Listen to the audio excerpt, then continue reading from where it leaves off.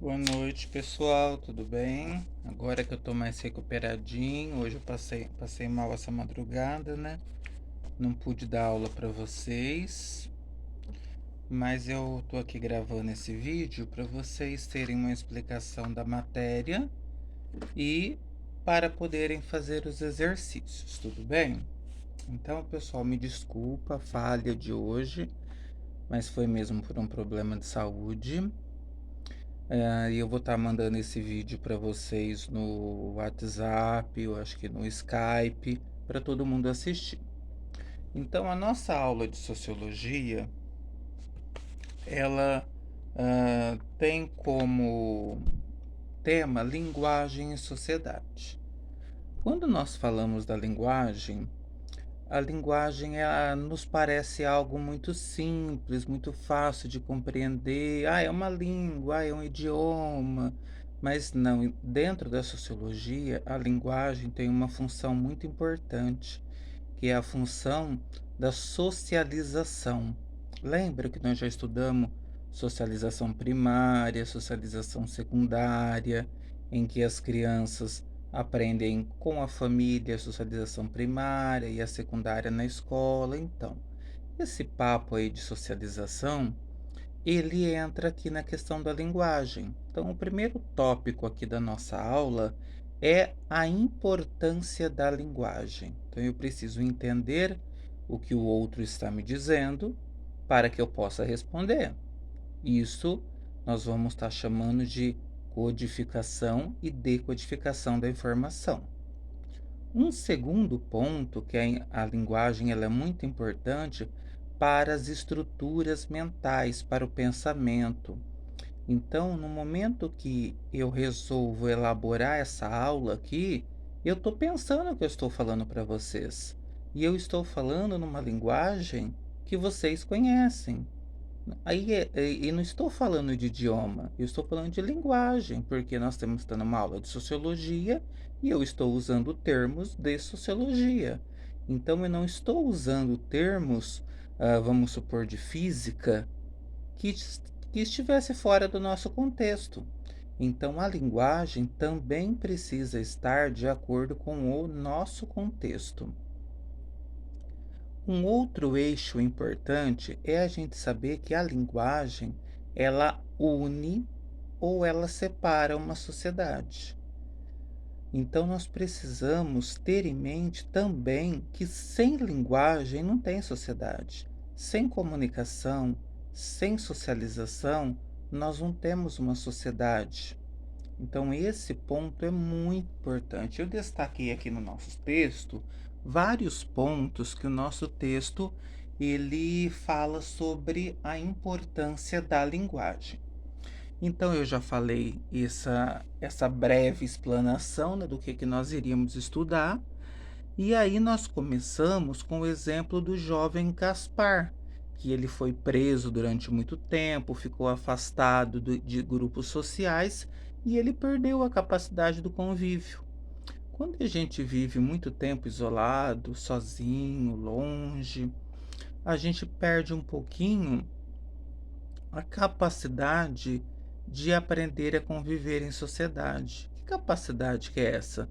A capacidade de aprender, a capacidade de ouvir, a capacidade de relacionar. Então, isso é uma capacidade. Nós aprendemos desde pequenos como que é a convivência em grupo. A questão da tolerância, a questão do respeito. Todas essas questões são questões de sociedade. E um outro ponto que também é importante na linguagem é o ponto da cultura. Nós precisamos entender, quando eu estou fazendo uma análise, em que cultura que eu estou falando. Porque se eu estou falando aqui do Brasil, o Brasil tem uma cultura. O que é uma cultura mesmo? São hábitos, são valores de um povo. Se eu estou no Japão, provavelmente a cultura vai ser outra. Então a minha análise ela também tem que mudar. Então a gente precisa pensar um pouquinho nessas diferenças, né? Seguindo aqui a reflexão do nosso texto, que é um texto muito rico de detalhes, a gente começa a ver uma pessoa que vai estudar muito a linguagem, mais para a área de letras, para a área de português, de literatura, né? Que é o sussurré. Então, o sussurré, ele vai começar a estudar a importância dessa comunicação. Como que essa comunicação pode ou como que essa comunicação pode deixar de cumprir alguma estrutura social.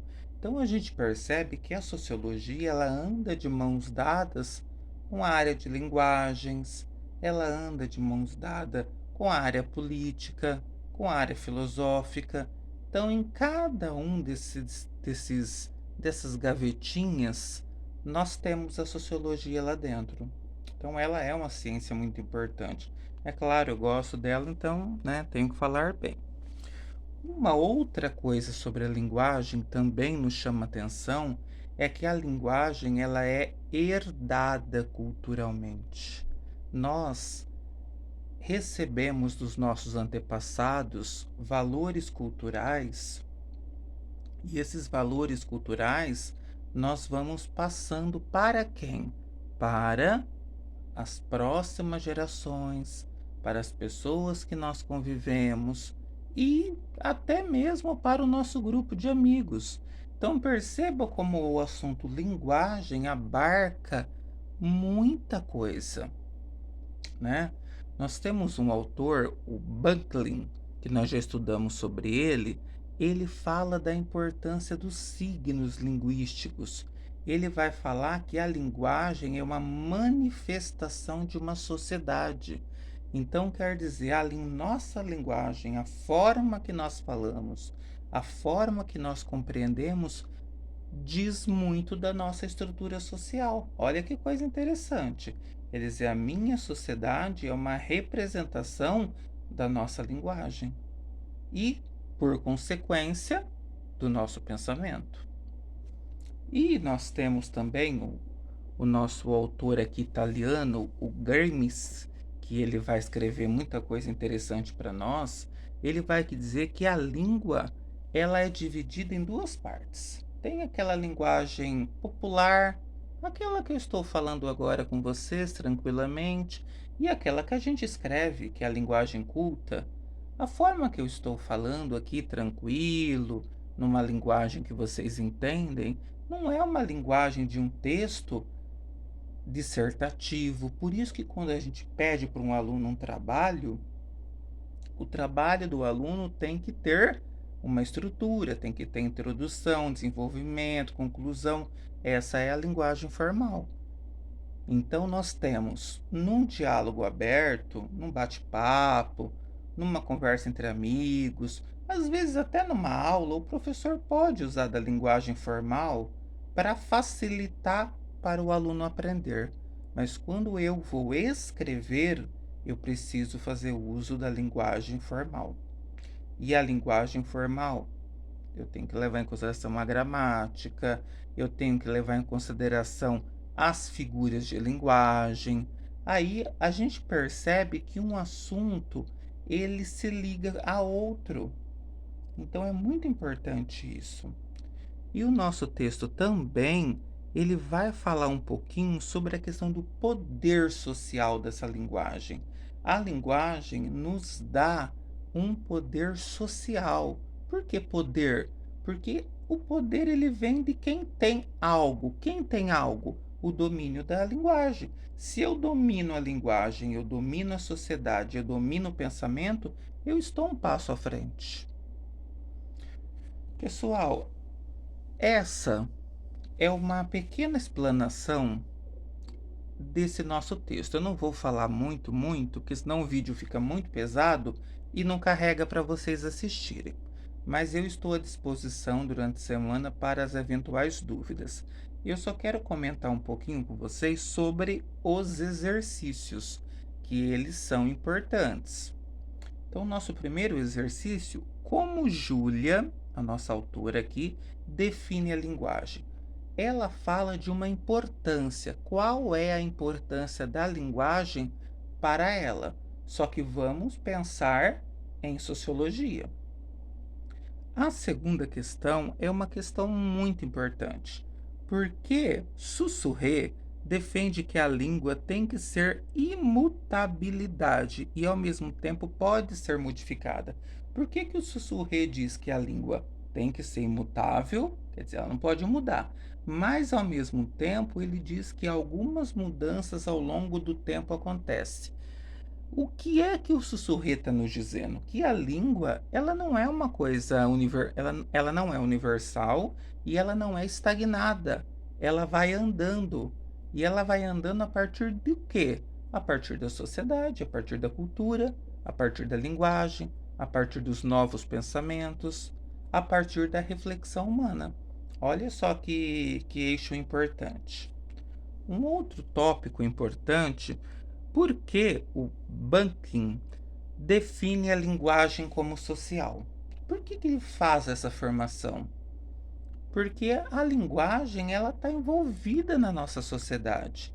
Então, a linguagem é uma estrutura de pensamento, por isso que ela é imprescindível para o ser humano.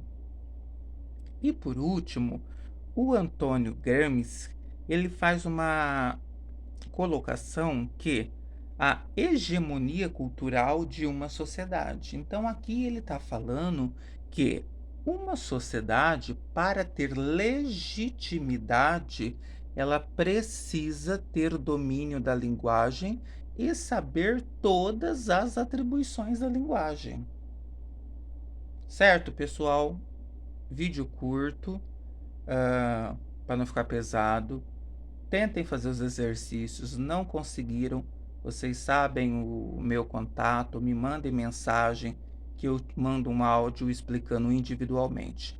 Mil desculpas por hoje eu não poder estar aí com vocês, mas foi assim um pouquinho difícil. Na nossa aula de filosofia, eu vou aproveitar o mesmo vídeo e nós temos aqui na nossa aula, eu esqueci de falar para vocês a página de sociologia, né? Então, a nossa aula é Linguagem e Sociedade, aula 14, página 171. Essa foi a aula de sociologia. Desculpa não ter falado. Agora, em filosofia, a nossa aula é o pensamento medieval e seus declínios. Página 16. Essa aula aqui, ela é muito importante, porque ela é um resgate da Idade Média. Quando nós falamos de pensamento medieval, nós estamos falando de Idade Média. A Idade Média ela é dividida em duas partes, a Alta e a Baixa Idade Média. A Idade Média, ela tinha uma grande influência de quem? Da Igreja Católica. Não estou dizendo que a Igreja Católica hoje faça essas coisas, mas ela fez. Então, os reis, para manter-se no poder, ele precisava de quem? Da Igreja Católica, do apoio da Igreja. Então, nós temos lá o pensamento na antiguidade. Lá na antiguidade, o pensamento vai ser lá da cultura grega, né? Onde vai se começar a falar de religião, vai se começar a falar de política, vai ser, na verdade, o início. Mas a grande questão mesmo é a Idade Média. A Idade Média é considerada o maior período da história, né? Que tem 1000 anos de duração. Ela vai ser dividida em duas partes, a Alta e a Baixa Idade Média. A Alta Idade Média é o período do apogeu, né, da Idade Média, enquanto, ah, enquanto reflexão, enquanto domínio da Igreja. A Igreja vai tentar punir, através do Tribunal da Santa Inquisição, todas aquelas pessoas que se opunham à Igreja. Não é pessoa que cometeu nenhum crime. Eram pessoas que eram acusadas de bruxaria, de ser herege. O que que é o herege? Aquele que não tem fé. Então, toda aquela pessoa que se opunha à Igreja Católica, ela era punida através do Tribunal do Santo Ofício, Tribunal da Santa Inquisição. Caminhando nessa linha, nós temos o Renascimento. O que que vai ser o Renascimento? Vai ser lá no século XV, quando o homem resolve buscar a ciência como uma forma de conhecimento. Então, a ciência vai trazer para o homem um conhecimento, na verdade, científico. Vai ser a saída da igreja e a entrada da ciência. E é claro que esse processo não vai ser muito fácil, não vai ser calmo. O Martinho Lutero, que era um padre que vai se pôr contra a igreja e vai ter toda uma consequência que ele vai sofrer, que nas próximas aulas eu vou abordar bem a situação do Martinho Lutero, mas a partir do Lutero é que muita coisa vai mudar. Vai surgir as igrejas protestantes, né? O que é protestante? Todo aquele que protesta a fé oficial. Qual era a fé oficial? A Igreja Católica. Então, vai surgir as igrejas protestantes. Dentro desse grupo das igrejas protestantes, nós tínhamos três grupos: as igrejas tradicionais, que é no caso a luterana, a presbiteriana, a igreja batista, que são igrejas que valorizam mais uma organização de culto, são igrejas mais próximas da igreja católica, são igrejas que valorizam muito o estudo, a qualificação, a formação do pastor. É uma igreja com um foco totalmente diferente. Aí nós temos as igrejas pentecostais. Um exemplo, a Assembleia de Deus, Deus e Amor, que já são igrejas que trabalham muito com grupos, são igrejas que são tidas como barulhentas, orações altas. Então eles têm uma outra perspectiva do culto deles. E temos as igrejas neopentecostais, que hoje seria a Igreja da Graça, a Igreja da Universal, que elas não têm a questão dos grupos das igrejas pentecostais, não tem a tradição das tradicionais, porém é um modelo novo de igreja também.